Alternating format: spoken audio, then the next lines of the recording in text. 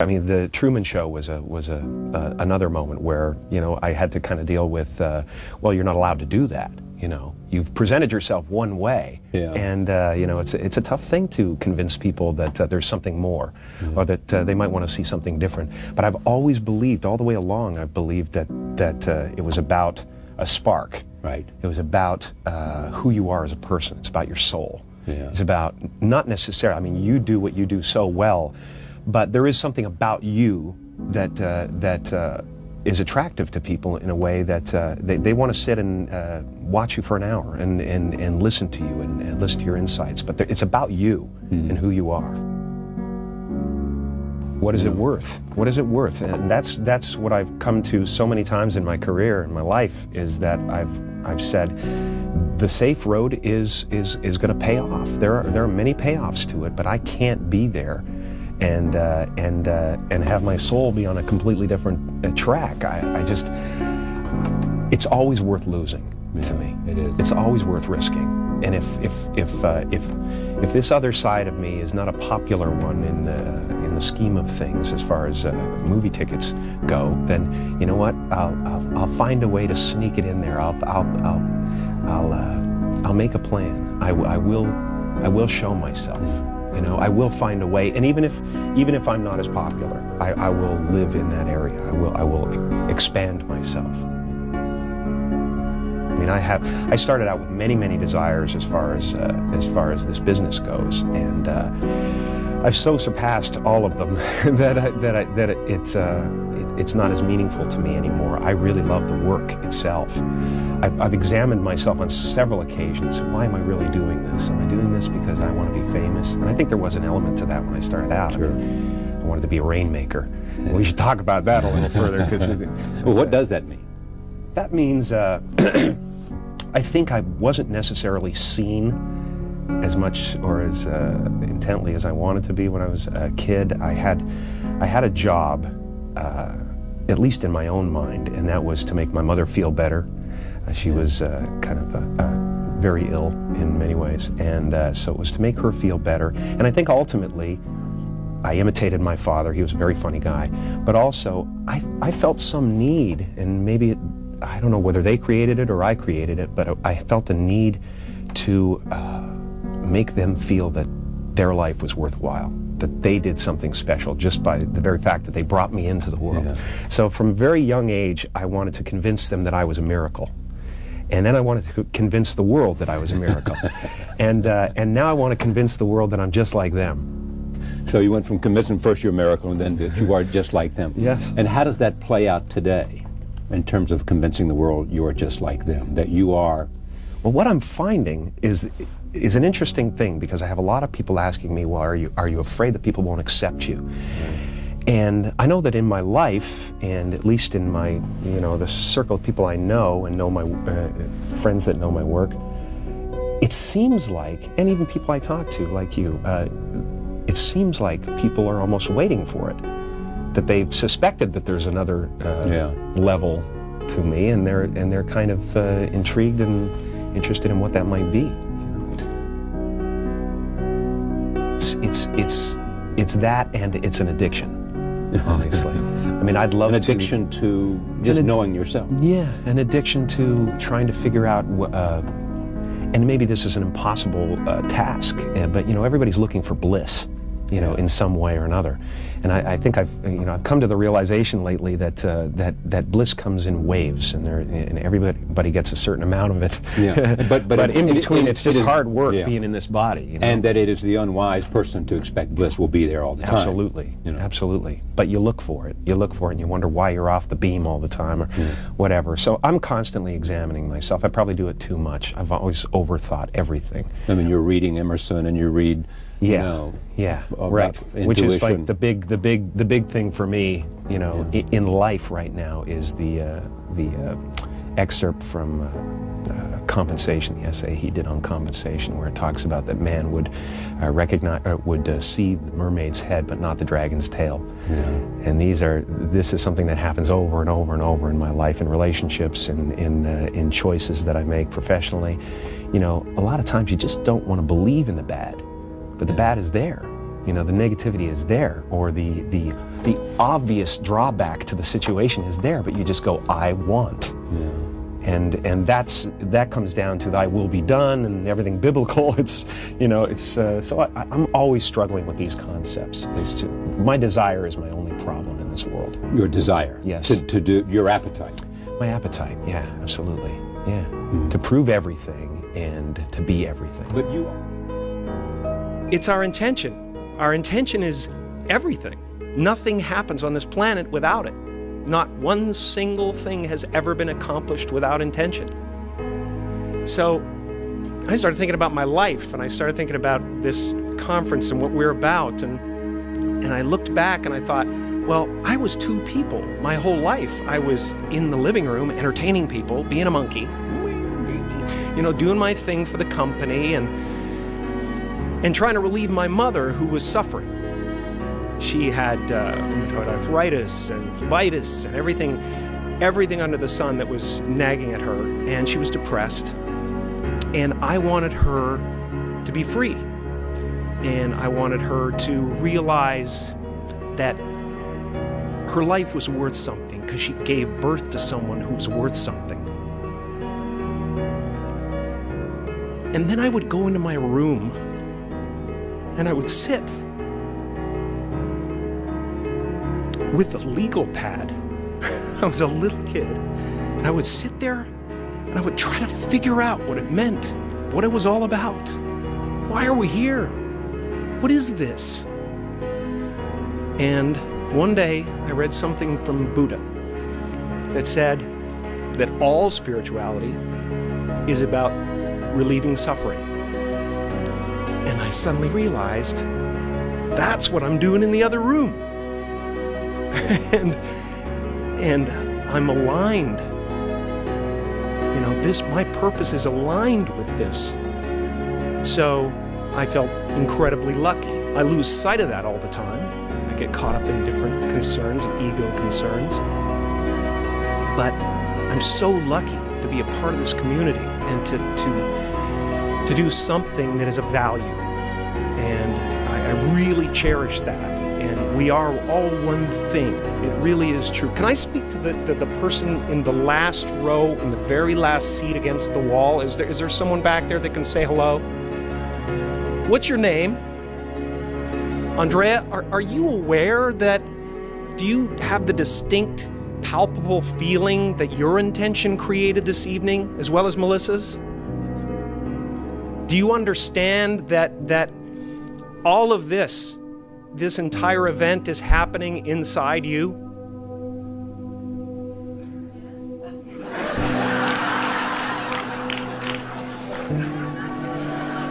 Well, just try to feel it for a second, because it's a trip, man.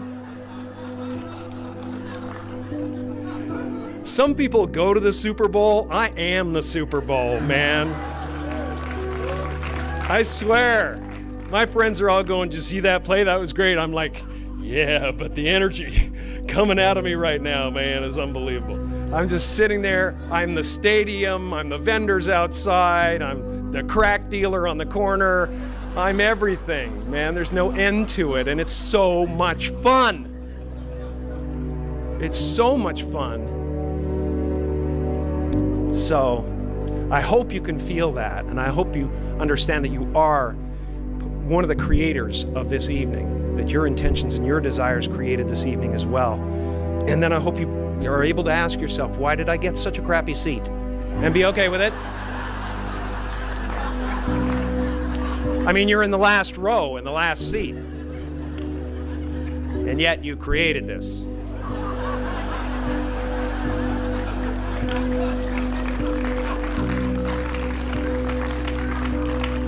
And that's gotta be, it's a really selfless thing to do. So understand, based on some things that I read about you, you know, that in the end, it's really a lot about self-respect. Yes, yeah. It is, because you know yourself. Yeah. And it is... Well, yeah, and self-respect is certainly one of the major problems in the world. Self-esteem is the reason for most ills. And, you know, desiring what we don't have. I mean... Appleton is me, or I am Peter Appleton. Sure. How did you mean that? Well, in the respect that he has this yearning that that is more important to him. Again, false gods. Right. When you put something so in the forefront of your life, some desire in the forefront of your life, that everything else starts to suffer. I understand that. I understand that because I've gone that way and had to pull myself back, or whatever. But it's the yearning that is can be something very positive. It can create wonderful things. But when it makes you negate your life and the people in your life, it becomes, or again, like when it makes you bear false witness, and sell somebody out. It's just not worth having. That yearning is the tough part. The yearning to kind of have that, but not make it completely consume you. And that would be the selling out of his friends. Selling out of his friends, who were not guilty of anything, and who he didn't even know. He's living in a place of fear of loss. Right. And that's always a dangerous character. The guy who's afraid of loss is a dangerous guy, because he's the guy in Hollywood that stabs you in the back, or turns on somebody or whatever. Trying to protect this dream. If you know a man's fear, then you can conquer him, some say.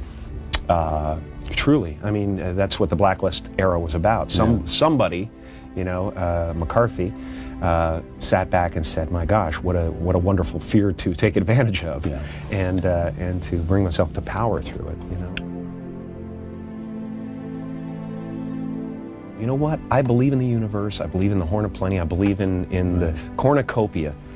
So I'm not afraid of Tom Cruise and what his movies do, and I can enjoy it, and I can enjoy Russell Crowe, and because there is so much in the universe, we all, can feed from it, and we all, there's enough for everybody. Is that where you are in your head at this Christmas season? They've got Russell Crowe as a movie out, Tom Cruise as a movie out. You're saying there's enough. I'm perfectly happy with what Jim has earned. I've been given so much. I mean, I would be a green boar at the trough of life, if I question. If you wanted it all. Oh my gosh! I mean, I sit down with friends of mine who are in the acting profession, and they say, these are really good actors, and they say, man, no one's really getting the chance to do what you're getting to do. Yeah. I mean, it's quite an arc that's going on here. To have your chance at bat time and time again. I feel so lucky to have that. But you had to bring something, otherwise they would not continue to give you the chance, and you obviously recognize that. You have to allow yourself to be seen. That's the risk. The risk is, especially for somebody who's comedic, who has that weapon at his disposal. Just to go off into a rift. Yeah. To risk being seen is the toughest thing in the world. We're all very shy people, people who do comedy. We're shy, and the emotion is right there on the surface. If you pricked me with a pin, I would fly around the room, So that's the risk, is that you are showing them yourself, your true, authentic self, and the chances of being rejected are much more important, much more terrifying. My father could have been a great comedian, but he didn't believe that was possible for him. And so he made a conservative choice. Instead, he got a safe job as an accountant. And when I was 12 years old, he was let go from that safe job. And our family had to do whatever we could to survive. I learned many great lessons from my father, not the least of which was that you can fail at what you don't want. So you might as well take a chance on doing what you love.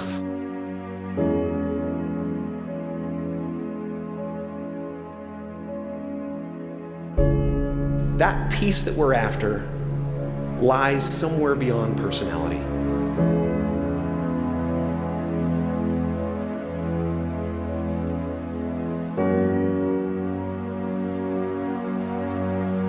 As far as I can tell, it's just about letting the universe know what you want and working toward it while letting go of how it comes to pass. And when I say life doesn't happen to you, it happens for you, I really don't know if that's true.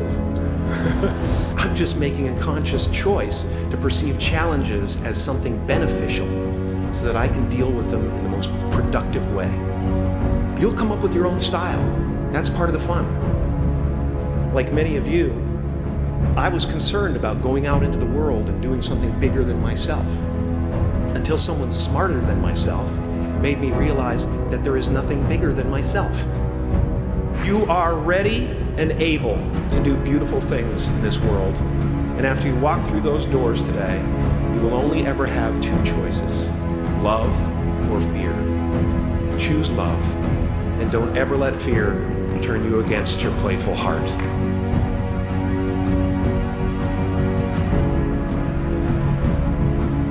You can spend your whole life imagining ghosts, worrying about the pathway to the future, but all there will ever be is what's happening here, and the decisions we make in this moment, which are based in either love or fear. So many of us choose our path out of fear disguised as practicality.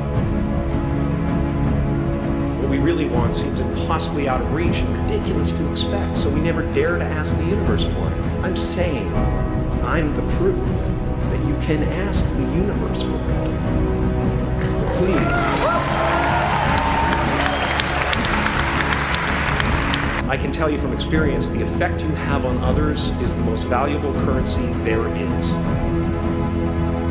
Yeah, I would visualize, This is when you were broke and poor. Right, having directors interested in me and people that I respected saying, you know, I like your work or whatever that is. And I would visualize things coming to me that I wanted or whatever. This was in like 1987, 85? Yeah. And I had nothing at that time, so it was like, but it just made me feel better. It made me, at that time, all it really was for me was kind of making me feel better. I would drive home and think, well, I do have these things, and they're out there. I just don't have a hold of them yet, but they're out there.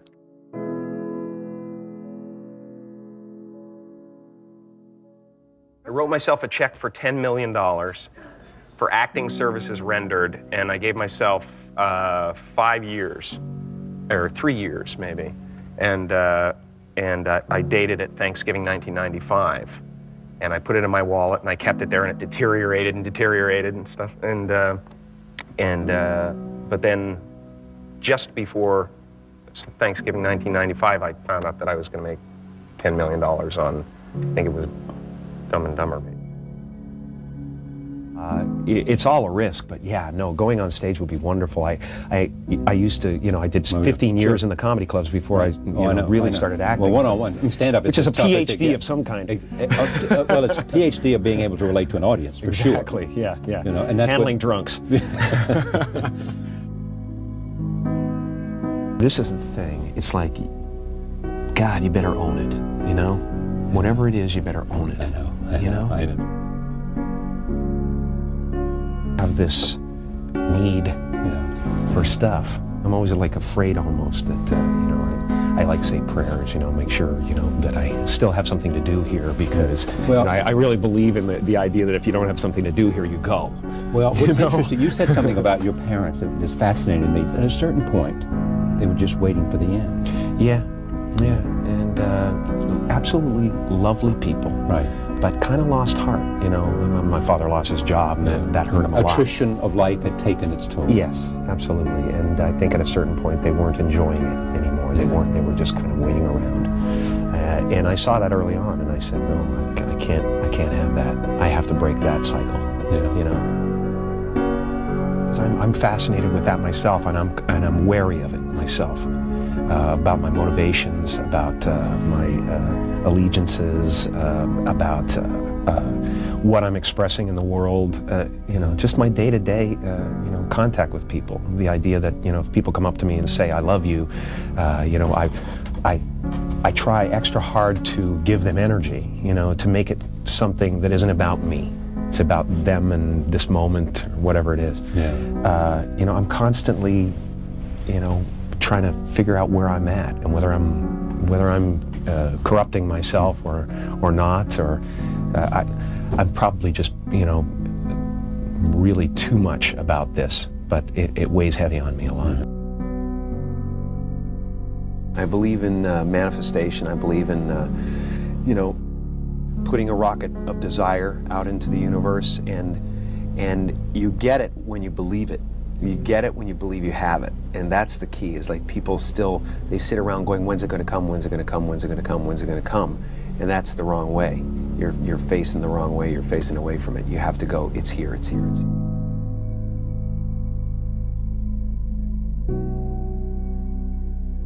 I used to open my arms. I used to sit up there, you know, and open my arms and imagine a giant funnel of gifts coming would come right into from the universe. Yes. Honest to God, you could, you know, cut to me there. I'm like this, and if nothing else, it made me feel more positive about where I was. I drove down from Mulholland Drive every night, you know, that I went up there, feeling that I was one of the biggest actors in Hollywood. I was doing wonderful work that made people happy.